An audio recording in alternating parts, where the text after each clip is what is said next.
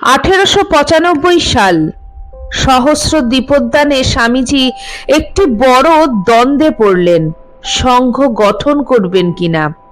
সংঘ গঠন করলে আর একটা সম্প্রদায়ের সৃষ্টি হবে, আর তা না করলে কাজ সম্প্রসারিত হবে না। অবশেষে স্বামীজি সংঘ গঠন করলেন এবং তার সঙ্গে বেলুর মঠের নিয়মাবলী প্রণয়ন করলেন সংঘকে ঠাকুরের আদর্শ পথে চালিত করার জন্য। সংঘ তো ওয়ান ম্যান শো নয়, সংঘকে তিনি সংগঠিত করলেন বিভিন্ন নিয়ম কানুন দিয়ে। পাশ্চাত্যে, বিশেষত ইউরোপে, লোকেরা এখন অর্গানাইজড রিলিজিয়নের প্রতি বীতশ্রদ্ধ হয়ে পড়ছে। চার্চে এখন বিভিন্ন সমস্যা দেখা দিয়েছে: বাণিজ্যিকরণ, ক্ষমতাপ্রিয়তা, অপবিত্রতা, রাজনীতি ইত্যাদি ইত্যাদি। তাই মানুষ চার্চে কম যায়। আমেরিকার সংবিধানে ধর্মাচরণের স্বাধীনতা আছে। যে কোনো মানুষ পৃথিবীর যে কোনো প্রান্ত থেকে এসে ইচ্ছে মতো নিজের ধর্ম পালন করতে পারেন, কিন্তু আমেরিকায় ধর্ম মুক্ত নয়। কেন জানেন? ডক্ট্রিন, ডগমা ও ক্রিড ধর্মকে বেঁধে রেখেছে, তবে তাদের সমাজ মুক্ত। ভারতে আবার ঠিক বিপরীত। সমাজ সেখানে জাতিভেদে বদ্ধ, কিন্তু ধর্ম মুক্ত। তাই ধর্মের উন্নতি ঘটেছে। স্বামীজি বলতেন, ভালোবাসা ও স্বাধীনতাই উন্নতির প্রধান দুটি শর্ত। এটা খুবই সত্য। স্বামীজি সবসময় মানুষ গড়া ধর্মের কথা বলতেন। তিনি বলতেন, যত দিন যাচ্ছে ততই আমি বুঝতে পারছি যে পুরুষকারের ওপরই সবকিছু নির্ভর করে। এটাই আমার নতুন বাণী।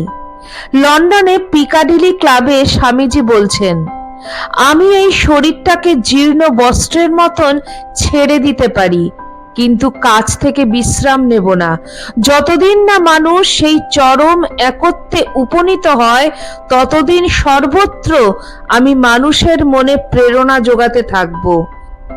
যত দিন যাবে আমরা ততই বুঝতে পারবো স্বামীজি আমাদের জন্য কি করে গিয়েছেন।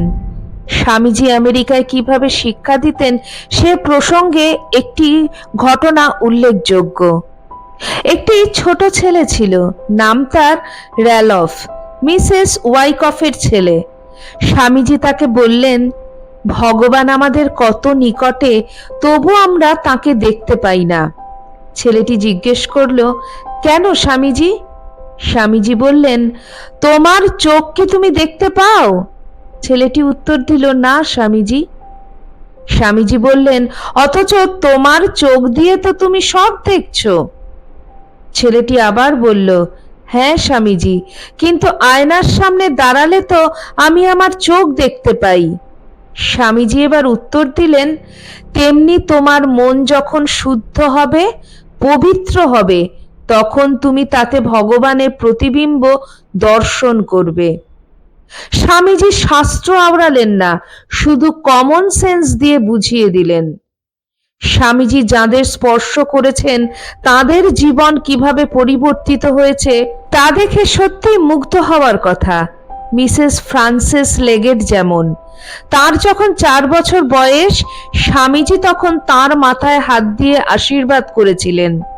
স্বামী চেতনানন্দজি মহারাজ বলছেন, 1977 সালে যখন তিনি মারা গেলেন, তখন ওনার ছেলে ফ্র্যাঙ্ক মার্জেসানকে চিঠি দিলাম, দেখুন আপনাদের পরিবারের সঙ্গে আমাদের দীর্ঘদিনের সম্পর্ক। স্বামীজি স্বরূপানন্দজিকে বলেছিলেন, দেখো স্বরূপ, আমি যার মাথায় একবার হাত দিয়েছি তার ইহকাল পরকালের আর চিন্তা করতে হবে না। আপনার মায়ের মাথায় হাত দিয়ে স্বামীজি আশীর্বাদ করেছেন, আপনি কিছু ভাববেন না। স্বামী চেতনানন্দজি মহারাজ আরো বলছেন, তিনি আমার ওই চিঠি তার বোনকে লন্ডনে পাঠিয়ে দেন। বোনের স্বামী হলেন রানী এলিজাবেথের প্রাইভেট সেক্রেটারি।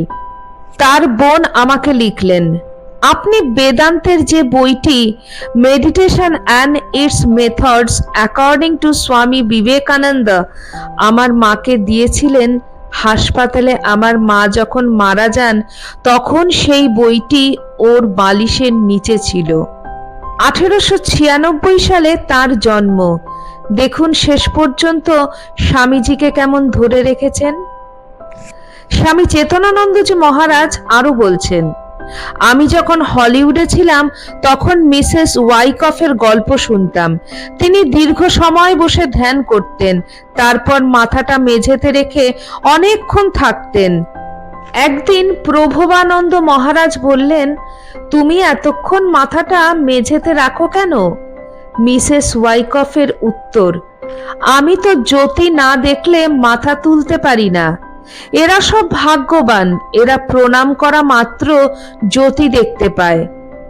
ঠাকুর স্বামীজিকে বলেছিলেন, তুই কি ঘুমাবার আগে একটা জ্যোতি দর্শন করিস?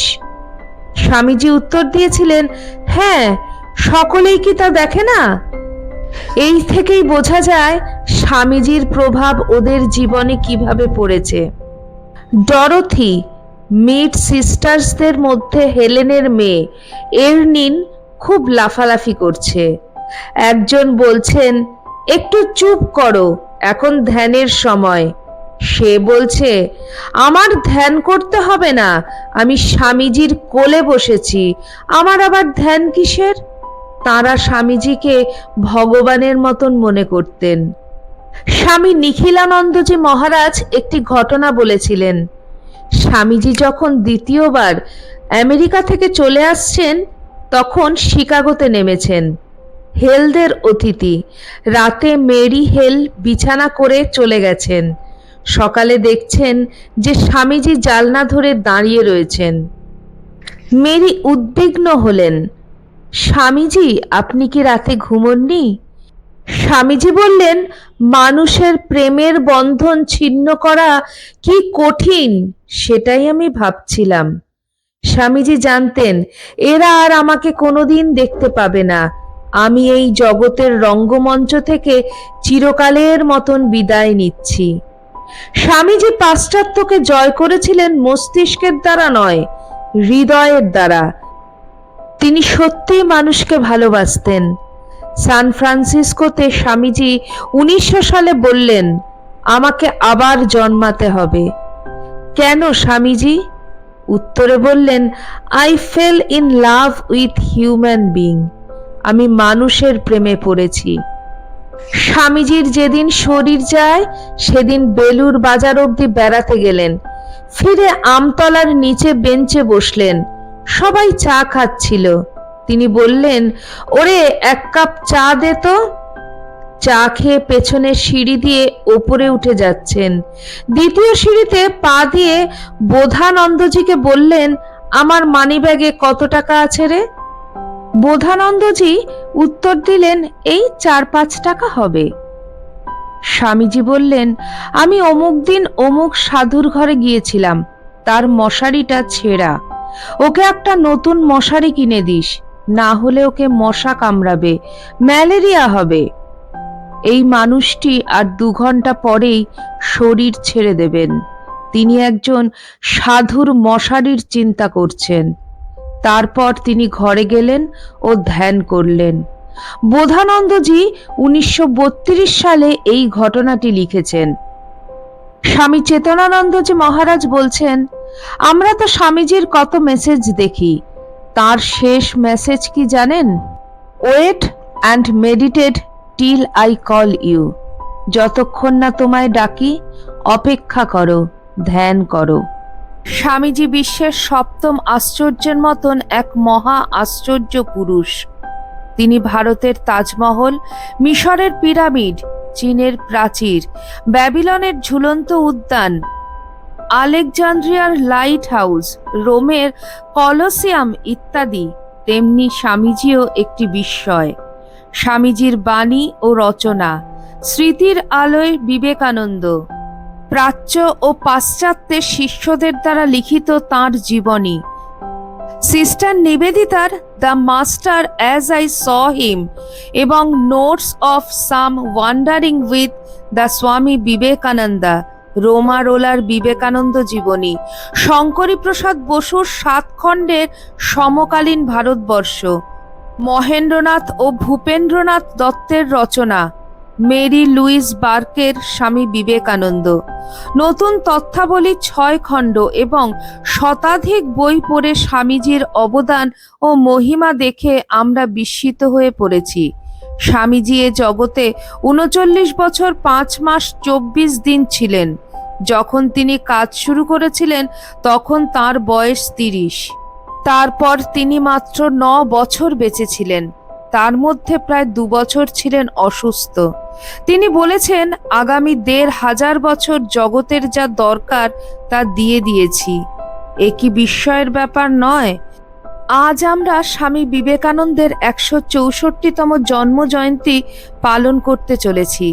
আগামী বহু প্রজন্ম আসবে যারা বিস্মিত হয়ে তাঁর জীবনের গভীরতা ও ব্যাপকতা দেখতে থাকবে। স্বামীজির জন্মদিনের প্রাক্কালে হৃদয়ের অন্তঃস্থল থেকে স্বামীজিকে সশ্রদ্ধ প্রণাম জানাই। আমার আজকের ভিডিওটিতে পূজ্যপাদ স্বামী চেতনানন্দজি মহারাজের একটি হৃদয়গ্রাহী লেখা আপনাদের সাথে শেয়ার করলাম। আপনাদের কেমন লাগলো অবশ্যই আমাকে কমেন্ট সেকশনে কমেন্ট করে জানাবেন। আজকের ভিডিওটি আপনার ভালো লাগলে বা আপনার মন স্পর্শ করলে ভিডিওটি শেয়ার করে ছড়িয়ে দিন, যাতে স্বামীজির কথা আরও অনেকে জানতে পারেন। চ্যানেলের নতুন বন্ধুদের কাছে একান্ত অনুরোধ, চ্যানেলটি সাবস্ক্রাইব করে আমার পাশে থাকবেন আর অবশ্যই পাশে থাকা বেল আইকনটি ক্লিক করে দেবেন, যাতে আমার পরবর্তী ভিডিওতে আপনার সঙ্গে আমার আবার দেখা হয়।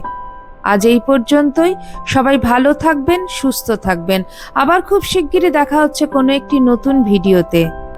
জয় ঠাকুর, জয় মা, জয় স্বামীজি।